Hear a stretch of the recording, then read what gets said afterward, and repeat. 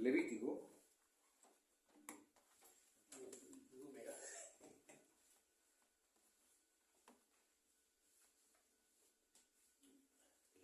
capítulo 12.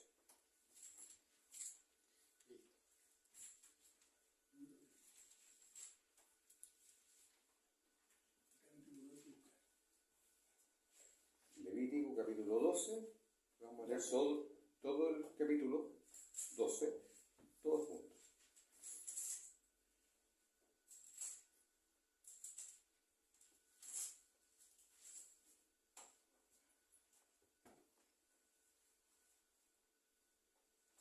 Ya leemos todos juntos, así dice la palabra del Señor. Y habló Jehová a Moisés diciendo, habla a los hijos de Israel diciendo, la mujer pues cuando concibiere y pariere varón será inmunda 7 días, conforme a los días que está separada por su menstruo, será inmunda. Y al 8º día circundará la carne en su prepucio. Mas ella permanecerá 33 días en la sangre de depuración, ninguna cosa santa tocará, ni vendrá al santuario hasta que sean cumplidos los días de la separación. Y si pariere hembra, será inmunda 2 semanas, conforme a su separación, y 66 días estará purificándose de su sangre. Y cuando los días de su purificación fueren cumplidos, por hijo o por hija, traerá un cordero de un año para holocausto, y un palomino o una tórtola para expiación a la puerta del tabernáculo del testimonio al sacerdote. Y él ofrecerá delante de Jehová y hará expiación por ella, y será limpia del flujo de su sangre. Esta es la ley de la que pariere varón o hembra.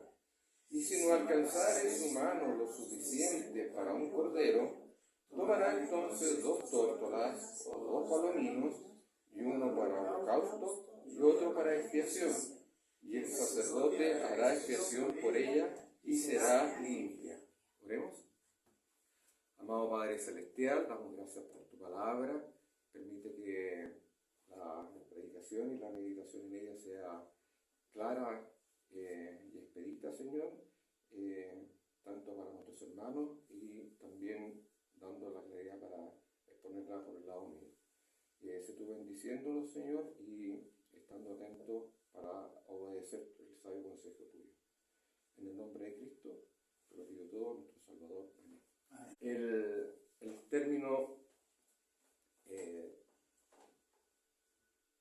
tórtola y el palomino frecuentemente se utiliza cuando hay 2 jóvenes que andan pololeando y uno dice, parecen 2 tortolitos, ¿no es cierto? Porque obviamente siempre andan juntos, ¿ya? Y eso es lo que se refiere un poco la idea de esta predicación, de esta meditación. Y el versículo, ¿no es cierto?, que está acá, dice, y él ofrecerá delante de Jehová y hará expiación por ella y será limpia de flujo de sangre.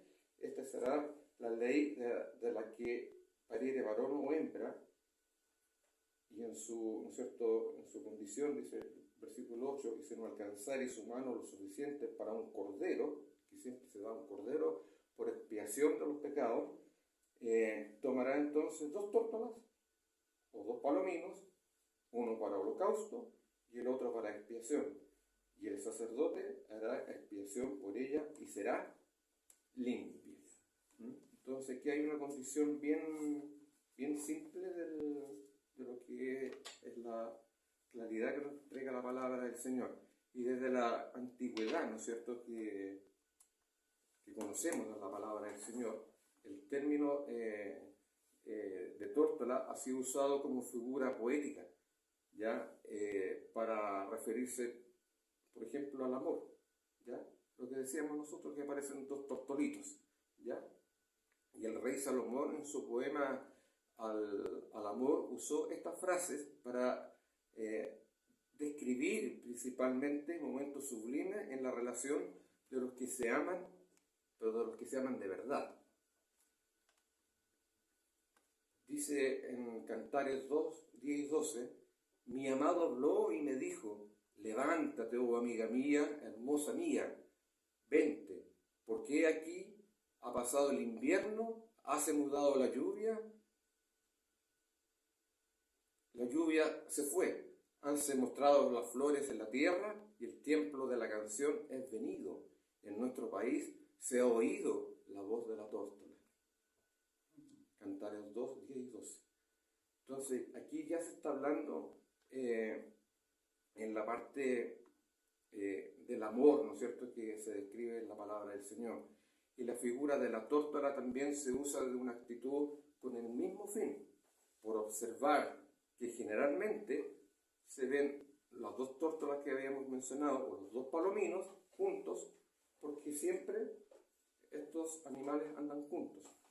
Y se describen también como un mismo símbolo de amor. Sin embargo, hay una lección que es mucho más importante que podemos extraer de estas palabras, que son extraídas de la palabra y de la escritura, donde se ve el amor, pero el amor de Dios, ¿ya? Y el amor de Dios y su comprensión de las limitantes que tenían los hijos que deseaban mostrar su gratitud, ofreciéndole ¿qué? Un sacrificio. Y ese sacrificio, si no tenía para un cordero, que era un cordero limpio, ¿no es cierto?, sin tacha, sin ninguna mancha, ¿ya?, podían ofrecer a Dios en el altar del holocausto, ¿qué cosa? Si no le alcanzare su mano lo suficiente para un cordero, como leíamos en la lectura bíblica, tomará entonces 2 tórtolas o 2 palominos, uno para holocausto y otro para expiación. Y el sacerdote hará expiación por ella y será limpia. Esta era la purificación de una mujer que después tenía el parto, ¿no es cierto? Habían condiciones si era hombre y otra condición si era mujer. Esto fue lo que sucedió cuando José y María llevaron al niño al templo en Jerusalén y el anciano Simeón lo tomó en sus brazos y dijo, voy a leer, ¿no es cierto?, que esto se encuentra en Lucas, el capítulo 2. Y como se cumplieron los días de la purificación de ella, conforme a la ley de Moisés, le trajeron a Jerusalén para presentarle al Señor. Como está escrito en la ley del Señor, todo varón que abriere la matriz será llamado santo al Señor. Y para dar ofrenda, conforme a lo que estaba dicho en la ley del Señor, un par de tórtolas o 2 palominos. Ahora, continúa el versículo 29, ahora despide, Señor, a tu siervo conforme a tu palabra en paz, porque han visto mis ojos tu salvación, la cual has aparejado en presencia de todos los pueblos, luz de ser revelada a los gentiles y la gloria de tu pueblo Israel. Esto está en Lucas 2, versículos 22 al 24 y 29 y 32. Y la frase proviene, han visto mis ojos, ¿no es cierto? Tu salvación nos lleva a la lección que es importante desde esta visión que tenemos, ¿no es cierto?, de ver a estas aves.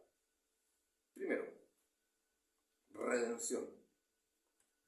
Dios en su misericordia proveyó para el pecador un medio a su alcance para obtener el perdón de sus pecados.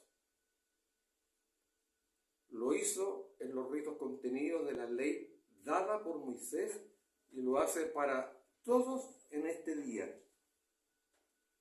Un par de tórtolas o 2 palominos, según Lucas 2:24, podía cazarse en el campo y llevarse para ser ofrecido a Dios en Jerusalén.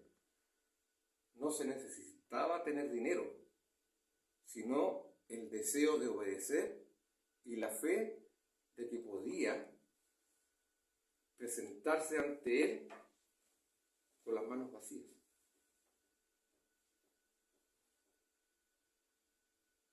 Tres veces cada un año parecerá todo varón tuyo delante de Jehová tu Dios el lugar que Él escogiere, en la solemnidad de los acimos y en la solemnidad de las semanas, y en la solemnidad de las cabañas, y no parecerá vacío delante de Jehová cada uno, con el don de su mano, conforme a la bendición de Jehová, tu Dios, que te hubiere dado. Esto está en Deuteronomio, capítulo 16, versículo 16. Esto tan solo fue un reflejo de lo que la gracia y la misericordia de Dios proveerían para quien pecara en el hoy que vivimos todos como mortales. El segundo punto, que esto también es una necesidad.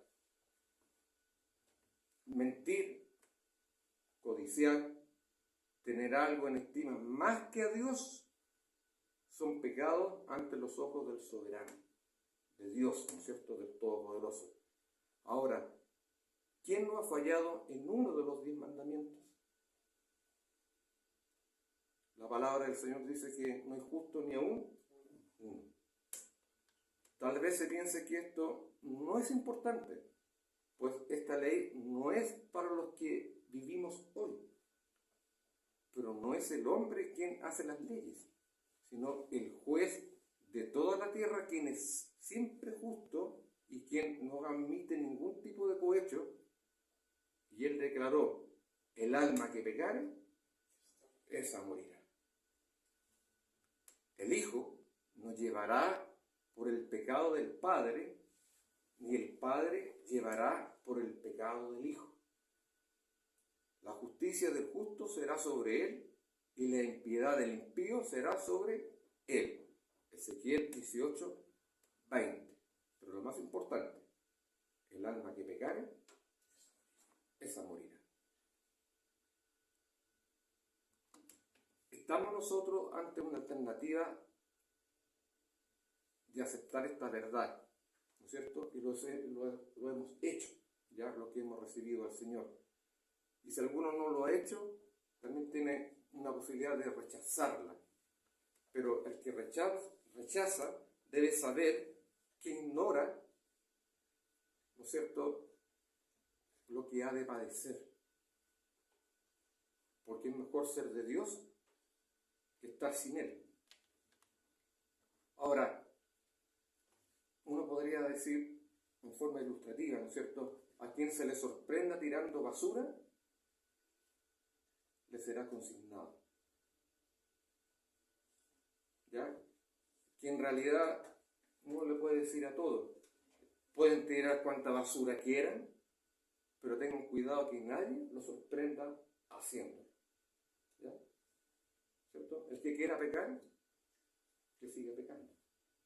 ¿Ya? Pero el que lo va a pillar, ¿no es cierto?, va a ser Dios, porque ante Dios nada es oculto.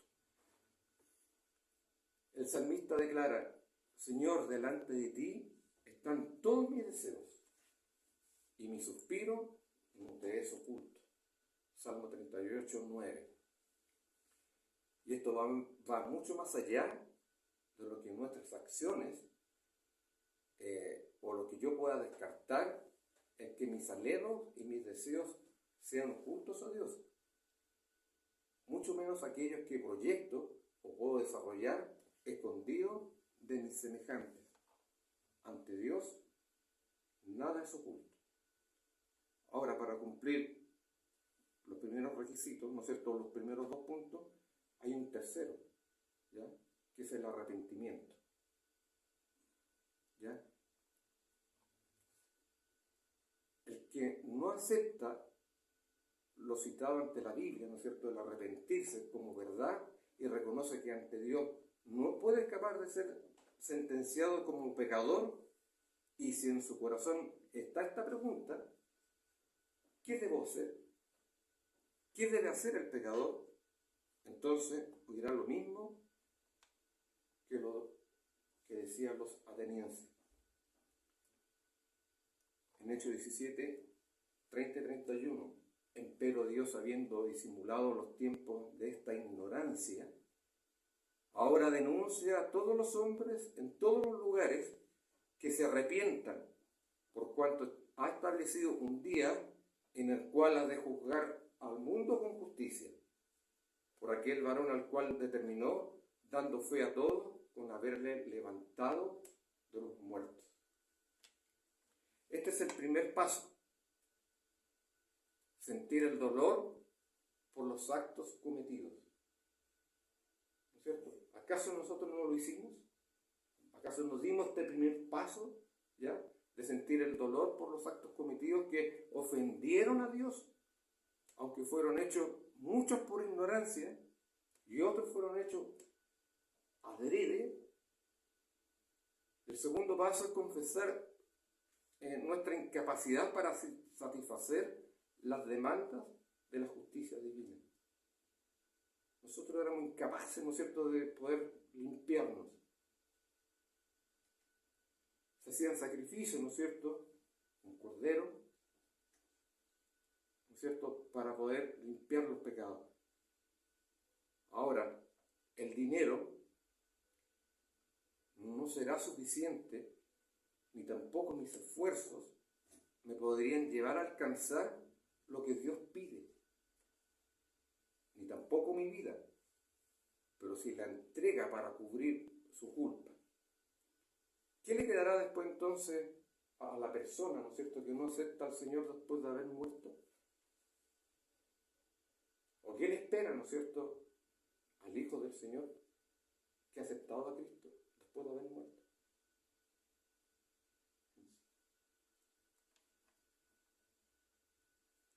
Para el que no acepta al Señor, no le espera nada. Entonces, el que no ha aceptado, ¿no es cierto?, este plan, ¿no es cierto?, de arrepentimiento, no puede solucionar el problema. Porque el problema, ante todo pecado, es solucionado por Cristo. Y para eso hubo un cuarto punto que el Señor lo propuso, ¿no es cierto?, que es la propiciación.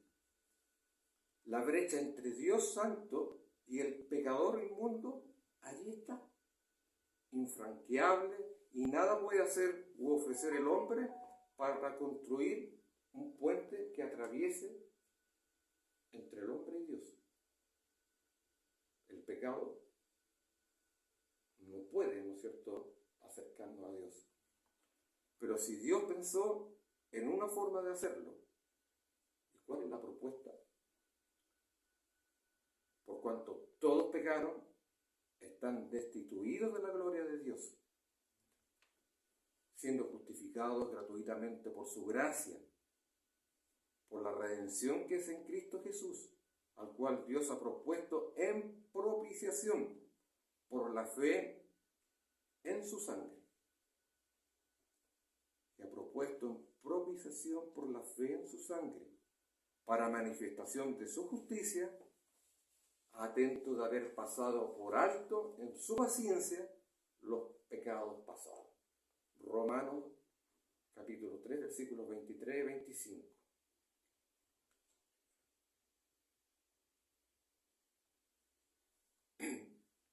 Aquí está la más grande manifestación del amor de Dios.